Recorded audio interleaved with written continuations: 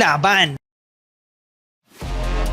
Ang Stage 4 ay may habang 165 kilometers na nagmula dito sa Palayan City at dinaanan ng mga bayan ng San Jose na umahon sa Dalton Pass at Sitio Baag. Noong umpisa maraming gustong kumawala pero maaga rin itong hinabol ng grupo. Pero nang ang defending champion ang umatake, tila nag-isip muna ang mga Pilipino. Pinakawalan nila ito at tinansya muna ang sipa at nang makakuha ng buwelo ang mga Pilipino, kinagat rin naman nila agad ito. Una nakadikit si Rustum Lim na agad rin namang sinundan ni Jonel Carcueva, Ronel Kita at iba pang mga rider. Pagkakataon na sana. Pero mukhang inaalat talaga. Dito kumawala sina Carcueva at Ju. Pero sa kasamaang palad ay sumemplang itong si Jonel. Naging momentum naman ito ni Deong Ju para muling makalayo. Pero nang makitang sugatan ng kababayan, sinundan ito ng Filipino duo na sina Ronel Kita ng 7-Eleven at Rustum Lim ng MPT Drive Hub. Muling umatake si Ronel Kita para mag-isang bunuin titirang kilometrahe. Pero dahil na rin sa laki ng grupo na naghahabol sa kanya ay kinain na ito ng peloton sa last 40 kilometers. At sa pagkakataong ito, mukhang mauuwi na naman sa isang makapulikat na bunch sprint ang laban. Siko dito, siko doon. Atake dito, atake doon. Maraming nasiraan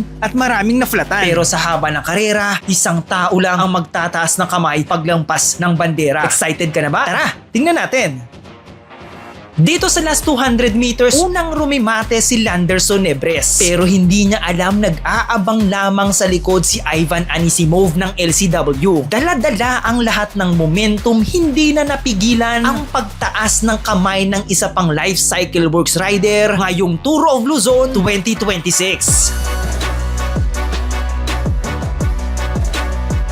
Nagsecond naman galing sa likod itong si Jun Hon Lee ng Korean Cycling Team. At nakapag third place pa si Ronel Kita ng 7-Eleven. Pang-apat na araw ng hawak ng LCW ang yellow jersey. Noong stage 1 kay Ibrahim Al-Rifai at mula stage 2 hanggang ngayong araw ay suot pa rin ito ni Nikita Shulchenko na may layong 48 seconds sa teammate niya. At mahigit 2 minuto naman sa tatlong Pilipino na sila Dave Montemayor, Sumiso Basalan at Mervin Corpus.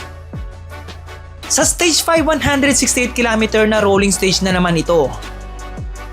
Sino ang paborito nyong manalo? Comment nyo naman sa baba.